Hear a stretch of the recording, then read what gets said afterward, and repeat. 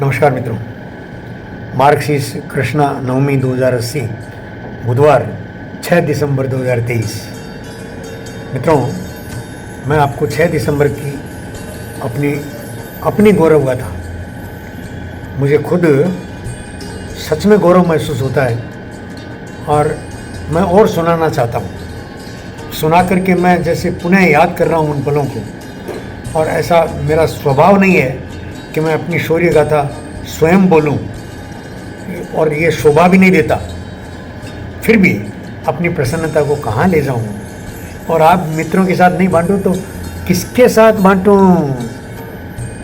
उससे पहले 89 में जो कार सेवा का दल गया था, उस समय भी मेरी अवस्था वही थी। मुलायम सिंह का शासन था और घोषणा थी कि परिंदा भी पर नहीं मार सकता अयोध्या में। उधर कार सेवकों ने घोषणा कर दी थी कि हम आएंगे, रामलला हम आएंगे और मंदिर वहीं बनाएंगे और कलंक का दाग मिटाएंगे। इन नारों से देश की गलियां गूंजती थी। वो गलियों को गुंजाने में और मैं भी शामिल रहता था। मेरे भाषण उस माहौल को बनाने के लिए, मैं तब लाडनू में रहता था, तो नागौर ज़िले में कितने स्थानों पर मेरे भाषण हुए हैं और उन भाषणों में हजारों की संख्या में लोग सुनते थे। राम मंदिर बनने की बात कौन नहीं सुनना चाहेगा। मेरे आचार्य तुलसी उस समय थे। जब मैं उनसे आज्ञा लेकर के और वंदना करके मैंने कहा मंगलिक सुनाइए, तो उन्होंने कहा कहाँ जा रहे हो। मैंने कहा अयोध्या जा रहा हूँ कार सेवक बनकर। तो उन्होंने 10-20 सेकंड लगाए, सोचकर बोला कि क्या हिंसा का मार्ग है, तुमको जाना चाहिए। मेरे मुंह से सीधा निकला राम का मार्ग है, और वो तुरंत इतने से समझ गए कि हाँ ये जाएगा। तुलसी ने कहा हिंसा का मार्ग है, संघर्ष करने जा रहे हो। राम मंदिर बनना मतलब दिखता यही था ना कि हिंदू वर्सेस मुसलमान, वही दिखता था उस समय तक। आज तो किसी को नहीं दिखता है।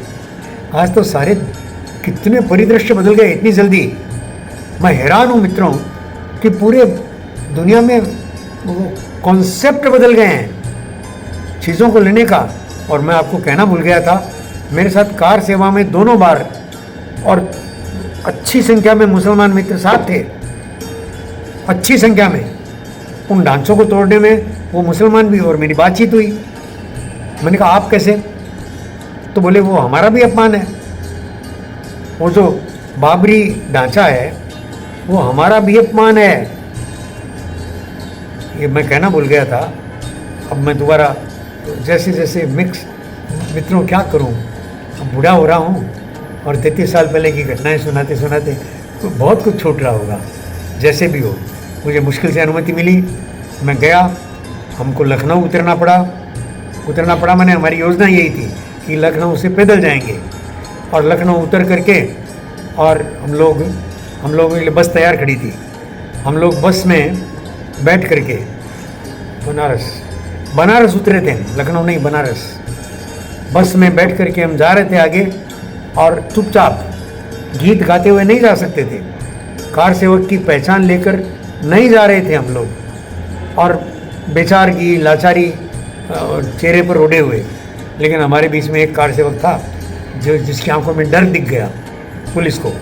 अब पुलिस में इतनी बुद्धिमान तो होती है और बॉडी लैंग्वेज सब माहिर होते हैं पुलिस तो समझने में।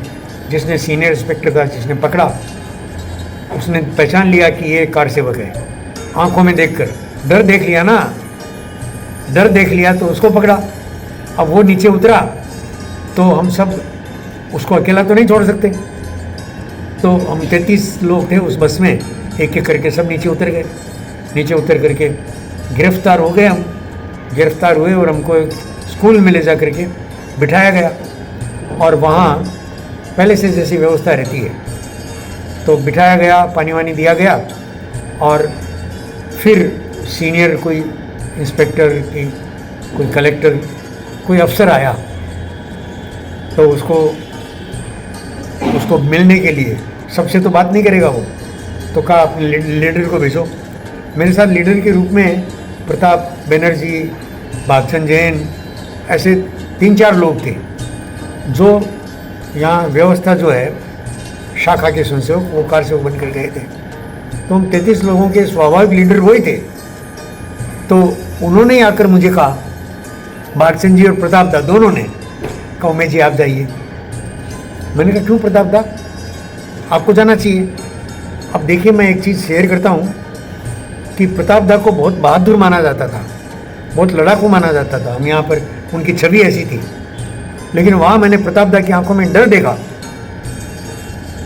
और भागचंद जी और प्रताप दा दोनों मिलकर जब मुझे कहते हैं तो मैं एक आज्ञाकारी कार्यकर्ता की तरह, भाई जो भी काम मुझसे लेना है, मैं निडर होकर के वहाँ उससे मिलने गया और पहले उसको ये कहा कि हम सब भूखे हैं, हमारे लिए कुछ खाने की व्यवस्था करिए। तो उन्होंने मुझसे वापस नहीं पूछा कि क्या मंगाना है, बोले अभी करता हूँ मैं, सूखा मेवा आपके लिए आ जाएगा। अब सूखा मेवा मैंने सुना तो मेरे लिए तो सूखा मेवा में मैं खुश हो गया, काजू किशमिश बादाम नोज़ा पिस्ता, मेरे लिए तो सूखा मेवा वही था। अरे भैया अमीर बाप का बेटा वहाँ जाकर पता चला कि बूढ़ी बोरी बनकर आई, 2 बोरियाँ बूढ़ी और चना खाओ, नमक साथ में आ गया, मिर्ची आ गई, लंका मिर्ची अब रावणी लोगों के पास लंका ही मिलेगी ना, रावण की लंका, उसमें तो लंका ही मिलेगी खाने के लिए। एनीवेज उसने अफसर को जो पूछना था और पूछा कि आपको पता नहीं था कि भाई ऐसी व्यवस्था है, आप निकले कैसे घर से और कौन कौन है। तो मैंने कहा देखिए हमारे ग्रुप में हम ही हैं, कलकत्ता से आए हैं और आप अपनी कितनी भी कोशिश कर लें, आप हमको जेल में बंद करेंगे, हम जेल तोड़ कर जाएंगे, साफ कह दिया। तो बोले आपको समझ में नहीं आ रहा है कि आप मारे जाएंगे। तो मैंने साफ कहा कि यहाँ आप एक एक की आंखों में देख लीजिए, हम सब मरने ही आए हैं घर से तिलक निकलवा कर, तो आप मारने का भय हमको मत दिखाइए। ऐसा बिल्कुल साफ उस अफसर को बोला। तो अफसर उसने प्रणाम किया, मुझे अभी भी याद है, उसने प्रणाम किया। वो भी तो राम भक्त था भीतर से, राम लला का मंदिर बने वो भी चाहता था। मेरी कई पुलिस वालों से उस दौरान बात हुई है, सब कहते थे हम भी चाहते हैं कि बने, पर क्या करें, मुलायम सिंह बैठा है, उस टाइम मुलायम सिंह था। अब शासन की बात तो माननी पड़ती है, मुख्यमंत्री थे। तो हमको स्कूल में और 3 दिन तक रखा गया और उस स्कूल में हमने स्कूल तोड़कर भागने की योजना बना ली। 3 ग्रुप बना लिए कि भाई एक ग्रुप यहीं रहेगा ताकि पुलिस को भ्रम रहे और वो गीत गाता रहेगा, राम धुन गाता रहेगा। गीत गाने के लिए एक ग्रुप जेल में ही रहेगा, 2 ग्रुप जो है वो ट्रकों पर चढ़ करके, ट्रकों की व्यवस्था हो गई। मुझे चुपके से हमारे जो जेलर थे, एक सिपाही, उसने इशारा करके कहा कि आप जाइए, आपको बाहर बुला रहे हैं। तो हमको जेल से बाहर निकाल करके, और एक सज्जन बैठे थे, वो सज्जन घेरे हुए थे, उन्होंने सीधा कहा कि आपको क्या क्या चाहिए ये बता दीजिए बस। और मैं भी समझ गया कि बात गंभीर है, वो भी अपनी जान हथेली पर लेकर ही व्यवस्था करेंगे। और उनके सामने और लगभग 25 माताएं वो हाथ जोड़े खड़ी थी कि हम भी जाएंगे, हमारे कारसेवक जो हैं वो इतने जेलों में बंद हो गए, तो अब नारियों का काम है, अब लड़कियों का काम है, अब हम जाएंगे, हमको इजाज़त दीजिए आप। वो इजाज़त लेने खड़ी थी और अच्छी संख्या में खड़ी थी। अरे मित्रों, मैं उस सीन को याद करके मैंने सीधे ही कहा कि हमको एक लोरी जिसमें सारे शस्त्रार्थ हों, उसमें हमने 2 ग्रुप बनाए हैं, जिसमें से एक ग्रुप लड़ने भिड़ने के लिए, मरने मारने के लिए, और दूसरा ग्रुप जो है वो बच करके अयोध्या पहुँचे। बोले व्यवस्था हो जाएगी, और कुछ चाहिए? तो उसने ये भी कहा कि आपके साथ ड्राइवर और कंडक्टर जो होंगे वो मेरे ही आदमी हैं। बस इतना काफ़ी था। मतलब वो भी हमारी तरह राम भक्त, हमको कैसे ही बच करके और पहुंचाना अयोध्या, ये उनका काम। सब जान हथेली पर लेकर निकले हुए लोग। और जब मैं लौट रहा था तो एक बहन ने अपनी साड़ी का पल्लू खोल करके मुझे उसमें से काजू का एक पैकेट कि भैया ये आपके लिए। ओह दोस्तों, वो काजू, इतने मीठे काजू मैंने कभी नहीं खाए। हम वापस जेल में आए अपनी योजना अनुसार, और इस योजना का पता हमें कोई दे दिया था, उसने पुलिस को दे दिया, और पुलिस हमारे निकलने का जो टाइम था, हमारा ट्रक बाहर खड़ा था जो हमको ले जाने वाला था, और उसी समय लगभग 200 पुलिस वाले वो गेट पर खड़े हुए। हमको तात्कालिक तौर पर स्कूल में कैद किया गया था, ये मैंने बता दिया था शायद। स्कूल के गेट पर वो 7-8 पुलिस वाले एकदम राइफल तान कर, और एक ने तो वहाँ गोली चला कर दिखा दिया कि जान की खेर नहीं है अगर कोई निकलने की कोशिश करेगा, और बाकी लाठियाँ लेकर के अंदर हमको धोबी पछाड़ मार। मेरे तो एक ही पड़ी, और एक पड़ते ही मेरे साथ जो और कार सेवक थे उसमें वकील, जज, पुलिस, और पुलिस माने रिटायर्ड पुलिस और प्रोफेसर और कई बुद्धिमान लोग थे। हमको पता था कि हमारे साथ है ये, लगभग 350 लोग हम उस समय उस स्कूल में एक साथ कैद थे। तो उन्होंने मुझे पकड़ कर और बंद कर लिया कमरे में, कहा आपको आगे रहेंगे, आपको मार डालेंगे ये।